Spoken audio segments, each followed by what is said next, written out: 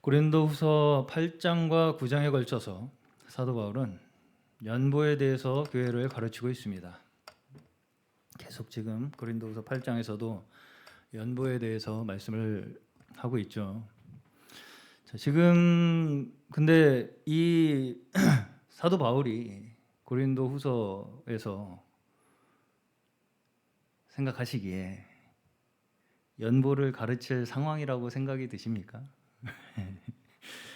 왜 제가 이런 말씀을 드리느냐? 지금 사도 바울은 바로 전까지도 고린도 교회와의 관계가 그리 편치 못했던 상황입니다. 그렇죠? 그래서 이제 막 디도를 통해서 고린도 교회가 이 복음으로 회개하고 안정되었다라는 이 소식을 듣고서 이제 쓰는 첫 번째 편지잖아요. 이 고린도후서가. 우리 생각하기에 이런 돈 얘기는 좀 더 안정이 되고 좀 상황이 이렇게 좀 수습이 되고 얼굴 보고 한번 가서 그래도 완전히 뭔가 문제가 이렇게 좀 해소가 된 이후에 하면 좋지 않을까 이렇게 생각이 들지만 사도 바울은 7장까지는 어때요? 복음에 대한 그 본질을 굉장히 심도 있게 가르치시다가 갑자기 8장에서 우리가 생각하기엔 다소 맥락에서 벗어난 것처럼 돈 이야기를 갑자기 꺼내는 것처럼 보여요.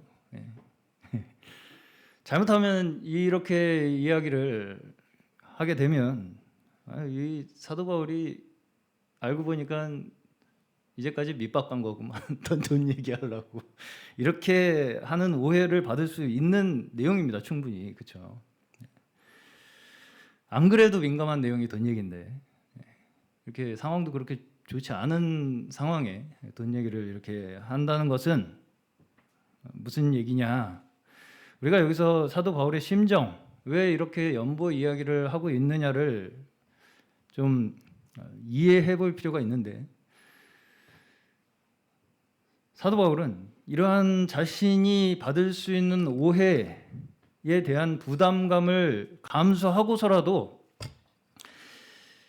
이 연보에 대한 가르침을 가르치는 것이 교회에 더욱 유익이 되기 때문에 지금 이러한 말을 이렇게 직접적으로 하는 것이 그들에게 다소 뭔가 민감한 사항이 될 수도 있다는 것을 알면서도 이렇게 헌금을 독려하는 것을 볼 수 있습니다.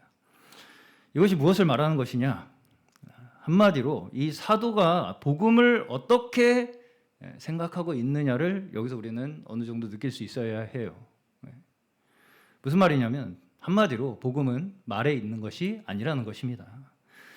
자, 우리가 복음이라고 하면 자칫 어떤 사상이나 지식을 우리가 깨달아서 그 지식을 뭔가 전수하는 것, 그래가지고 우리가 뭔가 옳고 그름을 판단하는 것, 이거는 복음이고 이거는 복음이 아니고 뭐 이런 어떤 지식을 우리가 습득하는 어떤 그런 것들을 복음이라고 생각하기가 쉬운데 지금 여기서 사도 바울이 가지고 있는 복음에 대한 감각은 무엇입니까? 현실 그 자체입니다. 현실에 완전히 우리가 연결되어 있다. 복음은 현실에 연결되어 있다라는 이 굉장히 현실적인 감각을 가지고 있는 것이 우리가 이제 사도가 가지고 있는 복음에 대한 감각입니다. 우리가 느낄 수 있는 사도가 복음을 얼마나 현실적으로 느끼고 있는가. 그렇게 말로만 뭐 이렇게 복음이 이렇다 저렇다 설명해서 되는 것이 아니라 현실에서 이것이 적용이 되지 않으면 그것은 사실은 말짱 도루묵이다 라는 감각을 갖고 있는 것이 사도 바울의 복음에 대한 감각이라는 것입니다. 자, 다시 말해서 복음의 능력이 임할 때에 우리에게 첫 번째로 가장 직접적으로 나타나는 우리의 현상이 무엇이냐? 우리의 재물을 어디에 사용하게 되느냐라는 것으로 시작하게 된다는 것입니다. 내가 복음의 능력이 나에게 임했어. 내가 복음을 정말 깨달았어. 라고 했을 때 우리에게 가장 첫 번째로 직접적으로 나타나는 현상이 내 재물이 어디에 사용되고 있는가로 나타난다는 것입니다. 자, 마태복음 6장에서 보시면 21절에 보시면 우리의 보물이 있는 곳에 무엇이 있다? 마음이 있다. 이런 말씀이 있습니다. 다시 말해서 율법의 첫 계명, 율법의 첫 계명이 뭐예요? 하나님을 사랑하는 것이죠. 자, 하나님을 사랑하는 자의 증거가 이 땅에서는 뭘로 나타난다는 것입니까? 이웃을 사랑하는 것으로 나타난다는 것입니다. 정말 그가 하나님을 사랑한다, 하나님을 사랑하게 되었다, 하나님을 믿게 되었다라고 하는 사람이 이 땅에서 나타나는 표현은 이웃을 사랑하는 표현으로 그 믿음이 증거된다는 거예요. 자, 이것이 예수님께서는 모든 율법의 강령이라고 말씀하시죠. 하나님을 사랑하고 내 이웃을 사랑하는 것. 자, 다시 말해서 구약의 모든 율법과 구약의 모든 계명들이 사실상 이 두 가지를 이야기하고 있다는 것이죠. 하나님을 사랑하는 자들, 다시 말해서 하나님의 섭리 가운데 사는 자들이 이 하나님을 사랑하는 자들이죠. 하나님을 사랑한다는 게 무엇입니까? 그 말씀을 사랑하고, 제가 수요일 날도 말씀드렸지만 그 하나님의 말씀이 우리가 살아가야 할 마땅한 이 세상의 순리이다, 섭리이다, 그것이 창조 원리이다 라는 것을 믿고 사랑하고 그 말씀대로 살아가고자 하는 그러한 자들을 통해서 이 땅에 하나님의 증거를 나타내고 계시는 것입니다. 그렇죠? 근데 그런 사람들이 이 땅에서 어떻게 그 증거가 나타난다는 거예요?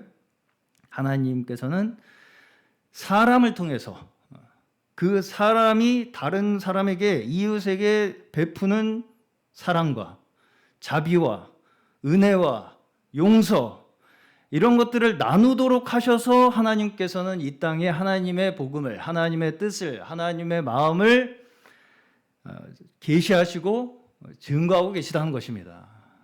우리가 베푸는 그 삶으로 증거하시는 거예요. 그렇죠? 자, 초대교회나 지금이나 연보에 대한 이야기는 민감할 수밖에 없습니다. 여기서도 사도 바울이 이것을 민감하게 생각하는 것을 우리가 느낄 수가 있어요. 제 둘째 딸 유정은 자매가 어렸을 때 주일학교에서 내게 있는 모든 것을 아낌없이 바치네. 주께 드리네, 주께 드리네, 이 찬양 아시죠? 이 찬양이 이제 봉헌송이잖아요. 이 봉헌송이 주일학교에서 쫙 부르면 그 노래가 뭐라고 얘기를 했냐면 돈한 노래, 돈한. 그래가지고 돈한 노래라고 어렸을 때 그렇게 얘기를 했어요. 돈한 노래라고 그 찬양이. 그러면서 이제 어느 날은 그 전주가 명절이었나 그랬었던 것 같아요. 그래서 어떤 어른께서 어렸을 때인데 돈이 뭔지도 잘 모르는 애한테 10,000원짜리 하나를 용돈으로 주신 거예요. 그러고서는 돈한 노래가 딱 나오니까 주머니에 있는 10,000원을 그대로 헌금통에다가 집어넣었다라고 얘기를 하더라고요. 저한테. 너 10,000원 어디 갔냐 그랬더니 헌금했다, 돈한 노래 냈다. 그래서 제가 솔직히 거슬러 받아야 되나 고민을 잠깐 했지만 거슬러 받진 않았습니다. 자, 사도 바울도 여기서 이 이야기가 민감한 주제라는 것을 충분히 알고 있음을 우리가 볼 수 있어요. 자, 그러면서 이제 제가 저번 주에 여기 이 연보에 대해서 성도들이 가질 수 있는 여러 가지 오해들에 대해서 이 사도 바울이 설명을 하고 있다, 이걸 말씀을 드렸었습니다. 그래서 첫 번째로 형편에 맞게 자원하여 기쁜 마음으로 드려라, 이렇게 이야기를 하시죠. 그러니까 억지로 막 내라고 막 강요하고 막 없는 거 있는 거 막 끌어다가 그렇게 하지 말라는 거예요.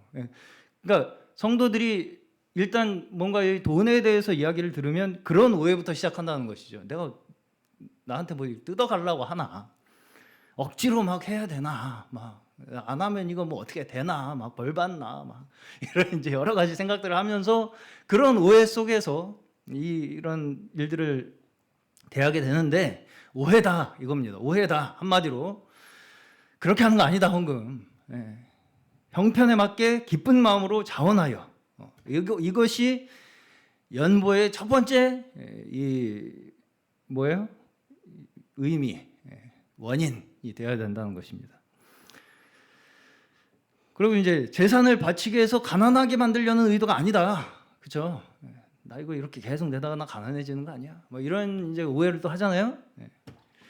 이것도 아니다. 그거 아니다라는 것입니다. 지금 이 연보를 가르치는 것이 무슨 의미냐? 하나님께서 누구에게나 남지도 모자라지도 않도록 하시는 방법이다. 이렇게 말씀을 하시는 거예요. 그렇죠? 헌금이라는 것이 내가 지금 너희들에게 가르치는 이 연보라는 것이 하나님께서 우리에게 모두에게 남지도 모자라지도 않게 주시는 그 하나님의 은혜를 우리가 우리의 삶에서 나타내는 것이 연보다라고 이렇게 가르치시는 거예요. 그렇죠?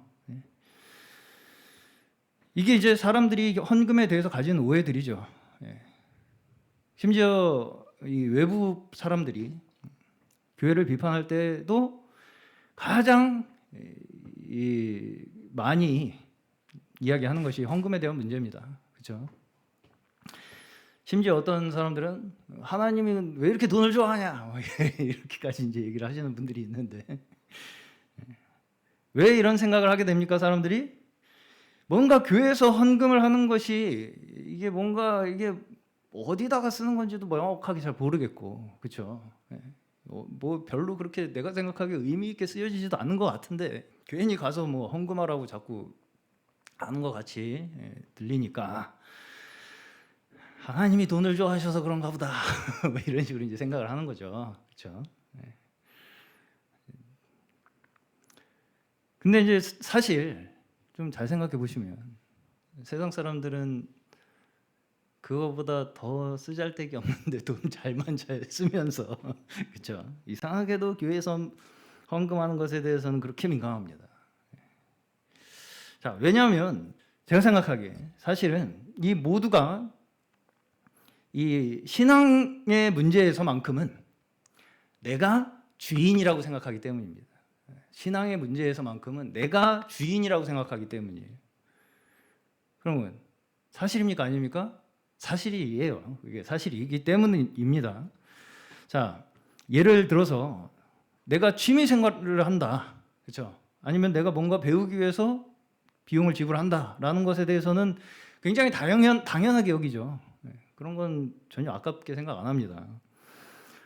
실제로 우리나라에서 부모들이 자녀들을 양육하는 데 드는 비용의 절대 다수가 뭐예요? 교육비죠. 교육비. 교육비 저는 참 교육비가 뭔가요? 미래에 투자하는 거잖아요. 그렇죠? 자녀를 위해서. 자, 그러면 교회는 이런 기능들, 방금 제가 말씀드린 내가 취미 생활을 한다던가 뭔가 배우기 위해서 뭔가 이렇게 배운다던가 혹은 뭐 교육을 한다던가, 그렇죠? 자녀 교육을 시킨다던가, 심지어 이런 기능이 있습니까? 없습니까? 교회에 있죠. 이런 생각을 저는 깊이 해보신 적이 있으신지 모르겠습니다. 자, 아이들의 교육을 위해서 학원에 보내는 것도 자녀들의 미래를 위해 투자하는 것입니다. 자, 그러면 교회는 그만큼의 투자할 가치가 있겠습니까? 없겠습니까? 학원은 교회는 안 보내더라도 난 학원은 보내야 되겠다. 네. 그만큼의 그 경중에 있어서 자녀를 위해서 내가 투자해야 할 어떤 그 비용이라고 했을 때 어디가 더 투자해야 할 곳인가, 이런 생각을 한 번쯤은 해보셨을지 모르겠어요. 자, 교회에서 배우는 것이 학원에서 배우는 것보다 가치가 없습니까? 최소한 성경을 배우는 것은 교회 말고는 가르쳐 주는 것이 없습니다. 이 세상에. 그렇죠? 신앙을 다 떠나서, 그렇죠? 성경을 배울 수 있는 곳은 교회 말고는 없어요. 그것도 뭐 정해진 학원비가 있는 것도 아니고 그냥 가르쳐 줍니다. 공짜로 거의. 자, 그리고 이제 그 지식, 우리가 이 교회에서 얻을 수 있는 이 지식은 부모가 신자라면, 복음을 깨달은 그 복음의 가치를 아는 부모라면 이 세상 그 어떤 지식보다 중요하다는 것을 아는 사람들입니다. 그렇죠? 예. 그렇죠? 예. 그렇기 때문에 정말 우리가 복음의 가치를 아는 부모라면 사실은 아이들의 인생을 위해서, 그리고 그 인생만이 아니라 그 인생 그 너머의 이상의 것을 위해서죠. 우리는 그것을 위해서 우리가 속해야 할 것이 교회다. 그리고 또 우리가 갖고 나가야 하고 투자해야 할 것이 교회다라는 것을 우리가 아는 사람들이 믿는 부모님들이죠. 그렇죠? 그렇죠? 네. 그것은 사실은 뭐 자녀들을 뿐만이 아니라 자신을 위해서도 마찬가지입니다. 세상에 다 뭐 여러 가지 배우러 다니시잖아요. 자신의 스펙을 쌓기 위해서 여러 가지 학원도 다니고 뭐 노래 학원도 다니고 춤 학원도 다니고 필라테스도 다니시고 뭐 PT도 다 받으시고 다 하시잖아요. 그리고 뭐 여가를 위해서 놀러도 다니시고 동호회도 가입해서 뭐 여러 가지 활동도, 취미 활동도 정기적으로 함으로써 거기서 정기적으로 들어가는 비용도 다 지불하면서 삽니다. 우리가. 그렇죠? 자, 이 모든 부분들, 저는 이런 것들이 필요 없다는 얘기가 아니에요. 이 모든 부분들에 대해서 사실은 교회는 그 활동들의 본질적인 내용들을 다 담고 있는 곳이 저는 교회라고 생각합니다. 그렇게 생각하시나요? 교회는 가족이자 친구이며, 특히 저희 교회 보시면 어떻습니까? 저 이번 주에도 벌써 우리 주원이가 유아 세례를 받고, 저희 교회는 정말 모이면 가족 같아요. 그렇죠? 태어나면서부터 죽을 때까지 내 인생이 담겨지는 것이 교회입니다. 중요합니까? 안 중요합니까? 이 내 인생이 담겨지는 그릇과 같은 공동체예요. 이 교회라는 것이. 죽을 때부터, 태어날 때부터 죽을 때까지. 목사들에게 이런 말이 있습니다. 요람부터 무덤까지 책임져야 된다고.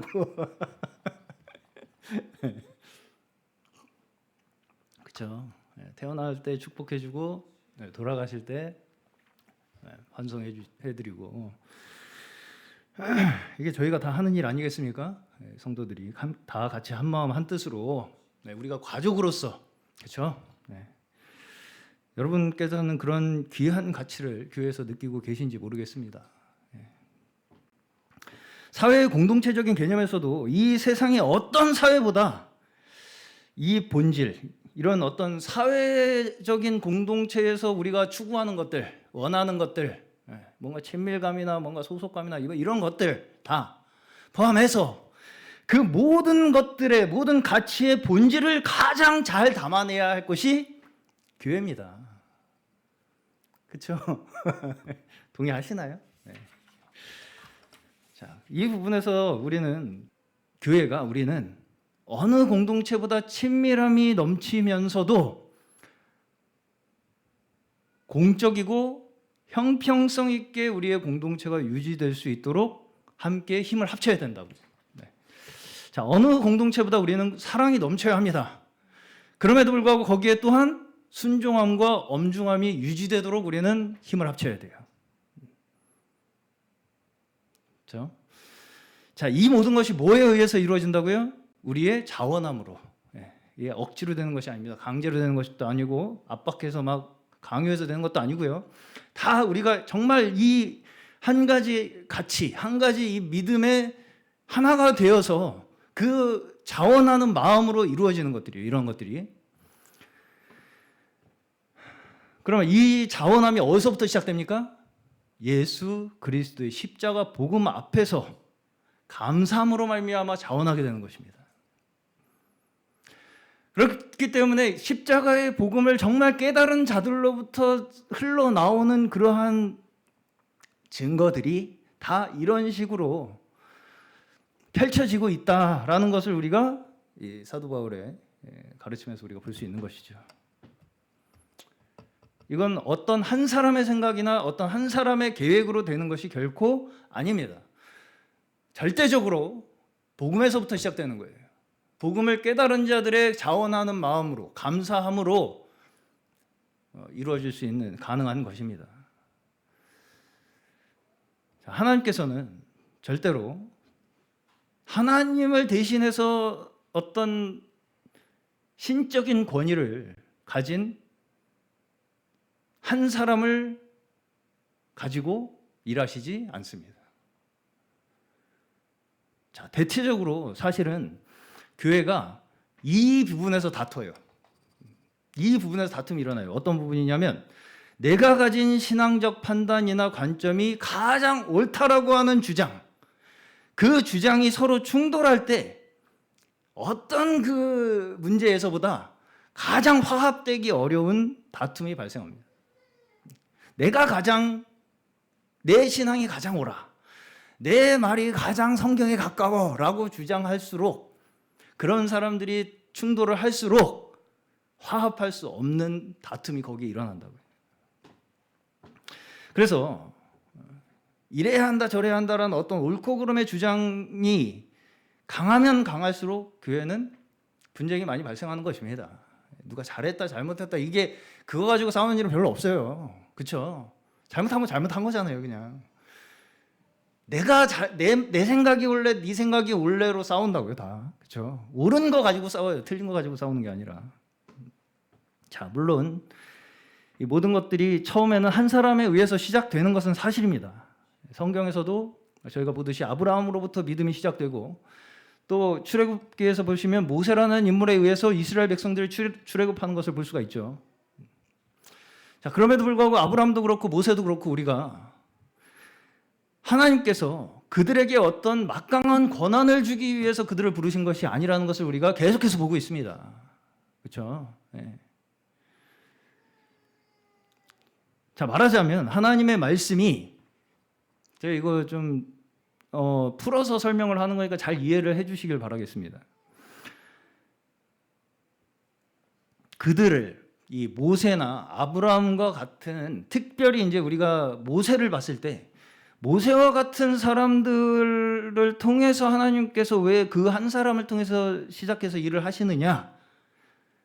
그 이유가 뭐냐면 하나님의 말씀이 제도적으로, 한마디로 권위의 그 질서에 의해서 적용되도록 하시기 위한 하나님의 주권에 의한 것이다라는 거예요. 예. 나도 하나님 말씀한다. 너도 하나님. 실제로 이제 출애굽할 때 이스라엘 백성들이 광야에서 했던 이 거의 반역의 사건 아니었겠습니까? 당신만 하나님 말씀 들었냐? 나도 들었다. 뭐 이런 이제 그 자체가 사실은 다 내가 근원이다 주장하게 되면서 나타나는 다툼들이잖아요. 그렇죠? 예. 그것이 더 큰 재앙이 됩니다. 자, 만약 하나님께서 모세에게 완전히 그 한 사람에게 절대적 권한을 주려고 하셨다면 최소한 바로 출애굽하자마자 그가 이스라엘의 왕이 되었어야 할 것입니다. 그런데 심지어 모세는 어때요? 가나안에 들어가지도 못했습니다. 가나안에도 못 들어갔어요. 모세는. 자, 그러면 모세가 가나안에 들어가지 못한 것이 모세가 구원받지 못했기 때문입니까? 자, 물론 무리바 사건에서 하나님께서 모세의 행동을 책망하셨죠. 지팡이로 친 사건. 그 사건을 이제 책망하시고서는 가나안에 들어가지 못하도록 하십니다. 자, 그럼에도 불구하고 그 이후에 보면 신명기 마지막에 보시면 그와 같은 선지자가 더 없었다. 이렇게까지 이제 평가를 합니다. 모세에 대해서 성경에서는 가나안에 못 들어갔음에도 불구하고. 자, 그러면 가나안에 못 들어갔는데 그 이후에 모세와 같은 선지자가 없었더라. 이 평가는 그럼 어떻게 우리가 받아들여야 할 것인가? 그렇죠? 네. 오히려 이제 이스라엘 백성들의 불순종과 원망으로 가나안에 들어가지 못했다라는 것을 교훈 삼아라. 이런 구절들은 신약에서 여기저기서 볼 수가 있습니다. 우리가. 자, 한마디로 결론부터 말씀을 드리면 모세가 이 출애굽 1세대죠.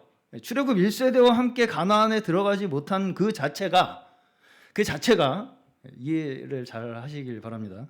모세가 출애굽 1세대와 함께 가나안에 들어가진 못한 그 자체가 그가 그들의 지도자로서의 자격을 증명하는 것이라고 볼 수 있습니다. 이해가 쉽지 않으시죠?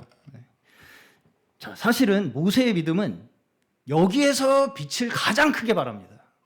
어디서? 하나님께서 가나안에 못 들어간다고 말하실 때. 무슨 말씀이냐면, 자, 그가 가나안에 들어가지, 무리바에서 반석을 2번 두드린 게 뭐 때문이었어요? 이스라엘 백성들이 원망을 해서잖아요. 그러면 그게 그렇게 큰 일인가요? 모세가 그거 좀 2번 두드렸다고. 너는 내 거룩함을 나타내지 못했다. 이러고 넌 가나안에 못 들어가. 40년을 그 죽도록 고생을 했는데 모세는 그렇잖아요. 혼자 별의 막 고생 막 죽을 고비를 몇 번을 넘겨가지고 거기 바로 앞에까지 왔는데 그 반석 2번 두드렸다고 못 들어가게 하시면 그거 얼마든지 쟤들 때문이에요. 쟤들. 그렇죠. 저것들이 아직도 정신 못 차리고 저렇게 원망하니까 그랬습니다. 제가 얼마든지 충분히 그렇게 원망을 할 수 있지 않겠습니까? 책임을 그들에게 얼마든지 돌릴 수 있다고요. 모세가 이거 너무한 거 아닙니까? 하나님, 저 이제까지 고생한 거는 생각 안 하시고 그것 좀 2번 두드렸다고 저 못 들어가게 하시는 거 이거 좀 너무하신 것 같습니다. 그런 변명을 합니까? 안 합니까? 안 합니다. 안 해요. 한마디도 안 하고 시편 90편을 읽어보시면 모세가 가나안에 들어가지 못한다는 사실을 알고 그의 인생의 마지막에서 쓴 시편이 시편 90편인데 거기에 시편 90편을 보시면 모세의 그 고백이 자신의 한계를 절감하는 고백을 하는 거예요. 주님은 대대로 우리에 거쳐 있었습니다. 산들이 생기기 전에, 땅과 세계가 생기기 전에 영원부터 영원까지 주님은 하나님이십니다. 자, 첫 번째부터 자신의 한계, 하나님의 그 창조자이신 하나님 앞에서의 우리의 피조물로서의 태도를 고백하죠. 너 가나안에 못 들어가. 그 얘기를 듣고서 이게 순종입니다. 이게. 하나님께서 사실은 별거 아닌 거 가지고 너 내 거룩함을 나타내지 못했어라고 할 때 정말 제가 거룩함을 나타내지 못했습니다라고 인정하는 그게 순종이라고요. 거기서 반항하고서 나만이라도 들여보내주십시오. 그거는 지도자입니까? 아닙니까? 아니죠. 그렇기 때문에 그가 그 이후에도 없었던 이스라엘 선지자다라는 평을 받은 거예요. 그런데 우리는 어때요? 결과론적으로 모세가 잘했니 못했니로 잘못했니로 그의 믿음을 평가하죠. 대체적으로 2번 두드린 건 잘못한 거다. 2번 두드리면 안 되는데 이런 잘잘못으로 자꾸 평가를 한다고요. 그렇죠? 근데 잘잘못이 아닙니다.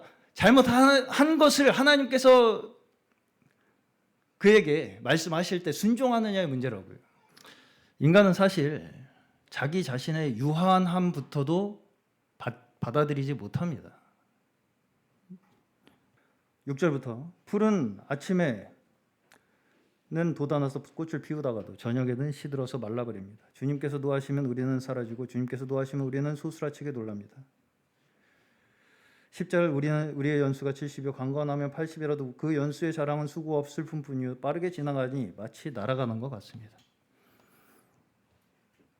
모세는 지금 뭘 고백하는 거예요? 우리의 인생의 연수가 제한되어 있다는 것부터 고백을 하는 거예요. 이거부터 우리가 인정하기가 쉽지 않아요. 근데 사람이 내 인생이 한계가 여기까지 한계구나, 여기까지 설정이 돼 있구나라는 것을 내가 받아들이기도 쉽지 않다고요. 다시 말해서 하나님을 신뢰하고 하나님의 주권 가운데 있는 사람의 고백의 첫 번째는 내 유한함, 내가 제한된 삶 속에서 하나님의 말씀 앞에 살아가는 자라는 것을 고백하는 것이 첫 번째 나타나는 고백이라는 것입니다. 근데 우리는 어떻습니까? 작은 하나의 한계도 극복하지 못하는 존재가 네가 잘나니 내가 잘나니 옳고 그름을 따져서 이래야 된다 저래야 된다라는 자기 주장으로 스스로를 세우려고 하는 것이 말하자면 하나님의 거룩함을 드러내지 못한다는 것이죠. 그렇죠? 그렇죠? 여기서 모세가 이스라엘의 선지자로서 그만큼 하나님을 잘 아는 사람이 없었다는 평가를 받는 이유가 뭐냐면 그의 인생을 통해서 배운 그 하나님, 옳고 그름을 따져가야 이게 되는 일이 아니구나 라는 것을 배운 그 모세의 믿음, 그 고백, 그 순종이 한마디로 하나님을 가장 잘 아는 사람이라는 평가를 받게 된 거예요. 신명기 보시면 신명기 마지막입니다. 마지막 34장 마지막에 보시면 10절에 그 뒤에 이스라엘에는 모세와 같은 예언자가 다시 나지 않았다. 주님께서는 얼굴과 얼굴을 마주대고 모세와 말씀하셨다. 그렇죠. 주님께서는 그를 이집트의 바로와 그의 모든 신하와 그의 온 땅에 보내셔서 놀라운 기적과 기이한 일을 하게 하셨다. 온 이스라엘 백성이 보는 앞에서 모세가 한 것처럼 큰 권능을 보이면서 놀라운 일을 한 사람은 다시 없다. 신명기 마지막에. 그렇죠. 하나님을 제일 잘 아는 사람이었다는 거예요. 그 하나님을 제일 잘 알았다는 그 증거가 뭐라고요? 내가 옳고 그름 따져봐야 되는 게 없구나. 내 인생은 오래 살면 70이고 강건해야 80이구나. 훅 불면 날아가는 존재구나 라는 고백을 하는 그 자체가 하나님을 가장 잘 아는 사람의 고백이라고요. 그렇죠? 내가 하나님의 뜻을 제일 잘 알아서 이래야 돼 저래야 돼 따지고 주장하고 막 거기에 있지 않다는 것입니다. 자, 다시 말해서 가장 믿음 좋은 신자가 누구라고요? 순종하는 신자입니다. 순종. 무엇에 순종합니까? 하나님의 말씀에. 그럼 하나님의 말씀에 순종하는 자는 어떻게 한다는 것입니까? 서로 사랑하고 오래 참고 다른 일을 위해서 인내하고 그 연약함에 함께하는 것. 모세와 같이 내가 그들과 함께 여기에서 죽는 것이 마땅하다고 생각하는 거예요. 모세도 그 백성들과 함께. 그것이 예수님의 십자가의 사건 아니겠습니까? 우리를 위해서. 자, 다시 고린도 후서로 돌아와서 이것이 지금 이제 신약의 성도들에 있어서는 뭘로 나타납니까? 연보로 나타난다는 것입니다. 연보. 자, 사실상 교회의 모든 제도는 그 목적이 구제에 있다고 보아도 과언이 아닙니다. 모든 제도, 교회에 있는 모든 제도, 이것도 그렇죠?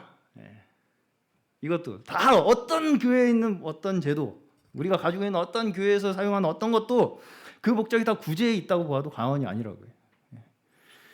자, 그러면 이제 구제를 위해서 필요한 게 뭐라는 거예요? 연보. 구제를 위해서 우리가 필요한 것이 연보가 되는 것입니다. 그래서 우리의 교회에서 행해지는 모든 제도의 목적이 구제라면 그 구제를 위해서, 그 목적을 위해서 우리가 연보를 하는 것이 된다라는 이야기입니다. 자, 그러면 우리가 함께 교회에서 논의해야 할 주제가 뭡니까? 교회에서 우리가 논의해야 할 주제가 뭐가 돼요? 자, 우리가 여기서 뭐가 구제냐? 이건 구제냐 아니냐? 이거 우리가 물 하나 사는 거 구제냐 아니냐? 이거 따지는 게 지금 가능합니까? 불가능합니까? 불가능해요. 지금 어떤 사람은 이게 구제로 보는 사람도 있고 어떤 사람은 구제로 안 보는 사람도 있잖아요. 그럼 그 사람은 틀리고 이 사람은 맞다고 말할 수 있습니까? 없어요. 지금 그런 상황이 아니에요. 지금 우리는. 그렇죠? 자, 예배당 전기세 월세 내는 건 구제입니까? 아닙니까? 유정호 자매님, 예배당 월세는 구제예요? 아니에요? 전기세 구제예요? 아니에요? 자, 어려운 성도를 돕는 것만 구제다. 그러면 우리 교회 다 이거 다 처분하고 그냥 어려운 사람만 돕고 살아야 돼요. 그렇죠? 그렇죠? 네. 자선 활동해야 되는 자선 단체를 만들어야 돼요. 우리가 교회 이런 활동하지 말고 다 재산 처분하고 자선 활동을 해야 된다고요. 그러면 그렇게 이제 생각하는 구제에 가장 부합하는 생각일 것입니다.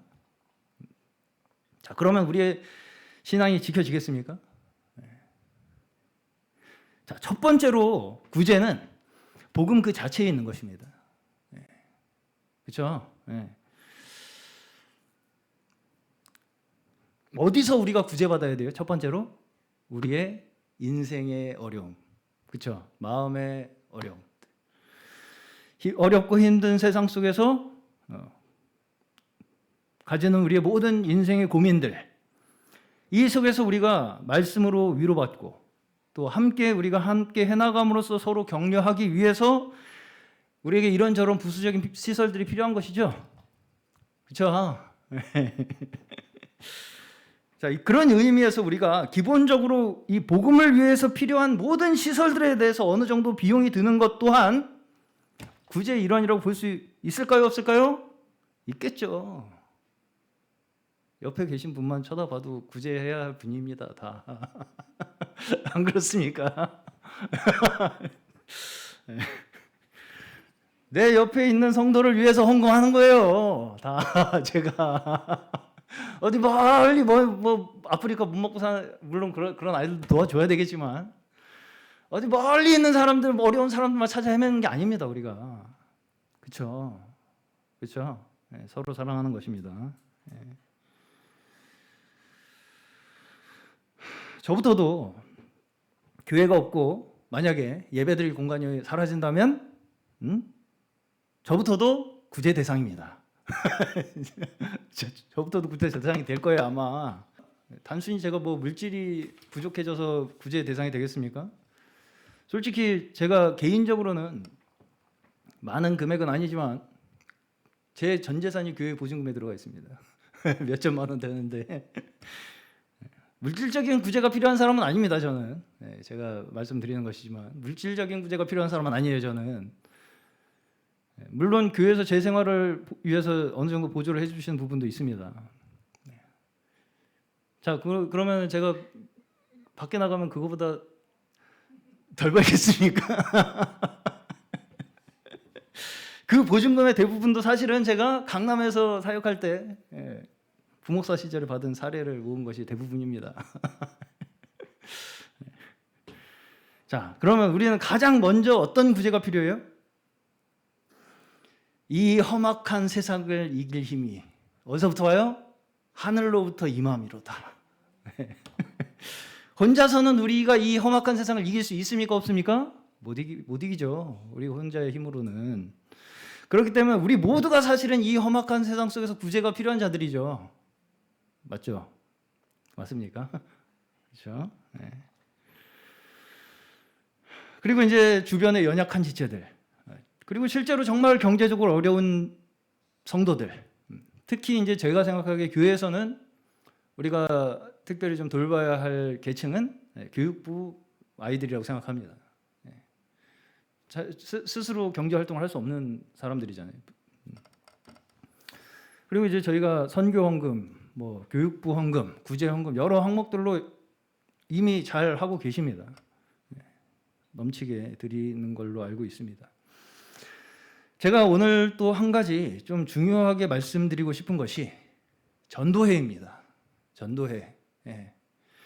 전도에서도 회비를 거두셔서 활동을 하시잖아요. 그렇죠? 저는 전도회 회비를 거두셔서 전도회별 활동에 투자를 좀 하시기를 권면하겠습니다.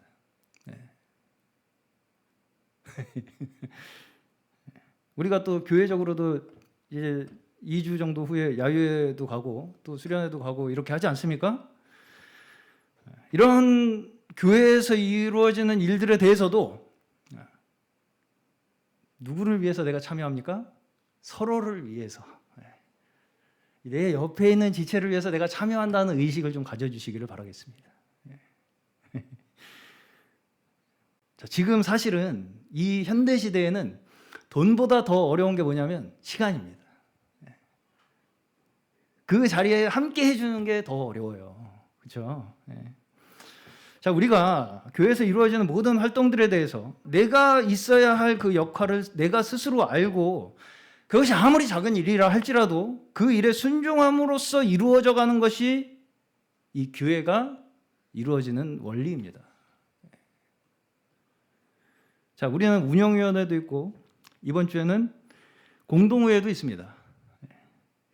자, 저희가 사실은 이러한 교회가 이러한 제도들을 적극적으로 도입한 게 얼마 되지가 않기 때문에 다 아직은 어색하고 적응이 쉽지 않으시리라고 생각합니다.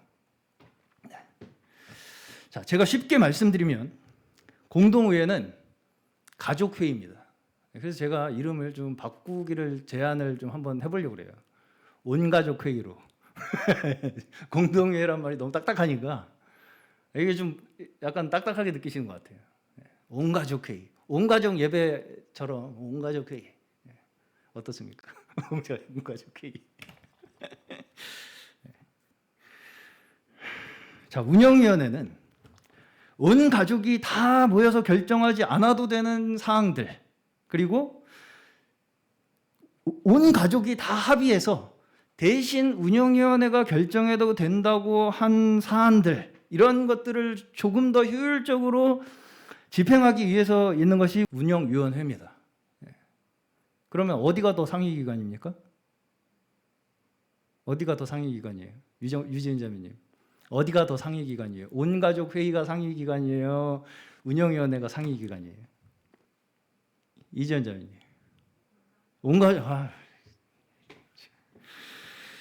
온가족회의가 가장 최고 결정기관인 거예요. 그래서 거기서 그래, 이 정도는 운영위원회 차원에서 해. 그러면 하는 거예요. 운영위원회는. 그거 월권하면 안 됩니다. 절대로. 운영위원회가 온 가족이 결정해야 될 사항을 자기들끼리 막 해결하고 그러면 안 돼요. 그래서 이제 운영위원회에서 만약에 이제 어떤 사안이 나왔어. 그러면 이거는 온 가족이 함께 모여서 결정해야 되겠습니다. 하면은 온 가족 회의에 붙여서 안건을 거기서 논의하게 되는 것입니다. 자, 온가족회의 빠지면 되겠습니까? 안 되겠습니까? 온가족회의 빠져도 돼요? 안 돼요? 자, 오늘 고린도서 8장 마지막에서 보시면 사도 바울은 디도를 보내면서 몇 사람을 더 보냅니까? 2사람 더. 그럼 총 몇 사람이에요? 3. 자, 그러면 여기서 이제 어떻게 이 사람들이 뽑혔냐? 19절에 이제 첫 번째 이 사람들을 뽑은 설명이 나와요. 19절. 어때요? 어떻게 뽑았어요? 여러 교회가 우리의 여행 동반자로 뽑아 세웠다. 교회들이 뽑았죠. 성도들이. 여기에 사도 바울이 개입했어요? 안 했어요? 안 했어요. 안 했죠? 네. 사도들이 하는 일을 돕기 위해서. 근데 그 이제 속뜻이 20절에 또 하나가 있어요. 20절 뭐라고 돼 있냐? 우리가 맡아서 봉사하고 있는 이 많은 헌금을 두고 아무도 우리를 비난하지 못하게 하려고 조심하기 위해서 교회가 뽑게 했다는 것입니다. 교회가 뽑은 사람을 함께 동행하도록 했다는 거예요. 우리가 이 하는 일에 아무도 흠을 비난하지 못하고 조심하기 위해서. 그렇죠? 다시 말해서 지금 여기에 나온 이 3분이 뭐예요? 헌금위원입니다. 헌금위원 3명. 홀수로 서로 크로스 체크하기 위해서 3명을 둔 거예요. 2명만 돼도 벌써 둘이서 짜면은 되죠? 둘이서 합의해가지고 이 정도 우리 나눠 갖자 좀 되잖아요. 그렇게 못하게 하기 위해서 3명이 딱 크로스 체크 하도록 3명을 뽑은 거라고요. 헌금위원은 그럼 무조건 뭐 3명 해야 된다, 홀수해야 된다, 뭐 그런 얘기를 드리는 것이 아니라 이렇게 조심을 한다고요. 사도가 지금 굉장히 이것에 대해서 형평성 있게 공정하게 이 일을 해 나가도록 이렇게 하고 있는 것을 우리가 볼 수 있다는 것입니다. 그렇죠? 그래서 2사람을 더 뽑아요. 한 사람은 또 22절에 나옵니다. 22절에서 보시면 이 사람은 어쨌든 성도 중에 한 명이에요. 그렇죠? 여기도. 그러니까 여기서 보시면 디도는 사도 중에 하나고 이 두 사람은 교회의 성도 중에 한 명씩 두 사람이 이 일행의 구성원이라는 것을 볼 수 있습니다. 그렇죠? 근데 이제 한 사람은 교회가 뽑았고 한 사람은 확실치는 않지만 바울이 교회의 성도 중에서 열심히 있는 한 사람을 택한 것 같습니다. 성도 중에 열심히 있는 한 사람을 택한 것 같이 보여요. 그렇죠? 여기서 이 교회에서 뽑은 사람, 어쨌든 교회의 성도 중에 이 일을 맡은 사람, 그리고 사도행전에서 보시면 교회에 구제하는 일을 위해서 7 집사를 교회가 뽑도록 하죠. 이러한 것들을 우리가 지금의 뭘로 보실 수가 있어요? 운영위원회. 네. 자, 그래서 사실 저희가 이제 보통 일반적으로 교회 제도에서는 당회라고 부릅니다. 저희가 지금 하는 운영위원회의 역할을 일반적으로 교회들이 당회라고 불러요. 근데 이제 보통 당회는 장로님들로 구성이 됩니다. 아시죠, 다. 보통 당회는 장로님들로 구성이 돼요. 그럼 이 장로님들은 누가 뽑아요? 성도님들이 투표로 뽑아요. 선출 장로가 되기는 어려워요. 쉽지 않습니다. 왜 어렵습니까? 그렇게 교회의 중대한 일들에 대한 어느 정도의 관리 감독을 할 수 있다는 그 믿음을 증명해야 되기 때문에 어려운 거예요. 그건 당연한 겁니다, 사실. 왜 장로 되기가 그렇게 어렵냐? 어려워야 됩니다, 장로 되기는. 그래서 그 성도들의 합의에 의해서 세워지는 것이 당회죠. 한마디로 성도들이 뽑은 장로들에 의해서 말하자면 이루어지는 것이 당회잖아요. 그것이 이제 저희 교회로 말한다면 운영위원회가 되는 것입니다. 중요합니까? 안 중요합니까? 남의 일입니까? 내 일입니까? 우리 집안일입니다. 다. 그렇죠? 교회 대소사 결정에 있어서도 마찬가지입니다. 지금은 어떤 일이 이게 성경적이다 아니다 이거 가지고 싸울 수 있는 그런 수준 가지고 우리가 따질 일이 별로 없어요. 아까도 말씀드렸지만 이게 누가 사기 쳐먹으려고 하냐 이거 사기냐 아니냐 이런 거 가지고 별로 안 싸운다고요. 지금 우리가 그렇잖아요. 만약에 누가 사기 쳐먹으려고 하는 사람이 있으면 그거는 치리 대상이지 회의 대상이 아닙니다. 그렇죠? 지금 저희 가운데에서 어느 누구도 복음을 위하지 않는 사람이 없어요. 자, 그러면 뭐가 문제입니까? 각자 생각하는 효율성과 방식의 문제죠. 그걸 위해서 어떻게 해야 된다고요? 최선을 다해서 각자의 의견을 협의하고 회의하고 자기의 의견을 개진하고 조화시키는 그 과정 자체가 우리 교회의 구성원으로서 한 사람 한 사람이 직분을 맡은 자로서 또 각 부서에서 속한 위원들로서 해나가야 할 우리에게 교회에서 맡겨진 사명이고 책임이라고 말할 수 있는 것입니다. 무슨 말씀 이해 가십니까? 그 가운데서 우리는 내 의견도 내려놓을 줄 알게 되고 성도들의 의견도 들을 줄 알게 되고 서로의 다름을 인내할 줄도 아는 그 배움을 배우게 되는 것입니다. 서로에게 순종할 줄도 알게 되는 것이고요. 그 과정에서 무슨 일을 하고 안 하고의 문제가 아니에요. 그렇죠? 자, 그 부분에서 저는 결정권자가 아닙니다. 성경적으로 봤을 때 저는 어느 정도 사도적 직무의 차원에서 사실은 교회의 행정 사무에 대해서는 관여하지 않는 것이 덕이 됩니다. 성경적으로는. 자, 그럼에도 불구하고 또 한편으로는 교회의 장로의 직무를 제가 겸하고 있기 때문에 어느 정도의 이 교회의 전체적인 방향성에 있어서의 가이드라인의 역할을 하고 있는 것입니다. 저는 그럼에도 불구하고 최대한 저희 교회가 이러한 방향으로 아름답게 이루어져 나갈 수 있도록 돕는 것이 제 역할이지 제가 이렇게 해서 이래야 된다 저래야 된다 이왈저왈 막 이대로 하면 안 된다 안 된다 이거를 결정하는 역할을 안 해야 된다고 생각합니다. 제가 권면 드리는 것은 각자 속한 부서에 잘 참여하시길 바랍니다. 그것이 우리가 교회에 충성하는 길이에요, 지금. 각자 속한 부서가 없으시다면 찾아서라도 만들어서라도 참여하시기를 바랍니다. 지금 다 참여하실 수 있는 부서는 있으실 거예요, 저희 교회는. 자, 교회 예배는 제가 좀 이 의미를 말씀을 드리자면, 교회 예배는 전도회와 교육부가 굳이 하는 그 일을 더 잘 할 수 있도록 격려하고 동기를 부여하기 위해서 예배가 있는 거지, 예배 그 자체가 목적이 아닙니다. 그렇죠?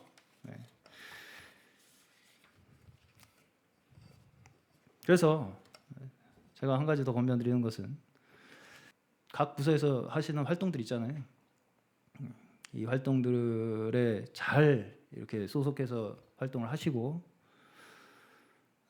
회비 가지고 놀러 다닌다고 뭐라고 하지 마시고, 맛있는 거 먹으러 다닌다고 뭐라고 하지 마시고, 때로는 같이 맛있는 것도 먹으러 다니시고, 좋은 데도 다니시고, 그게 다 뭐예요?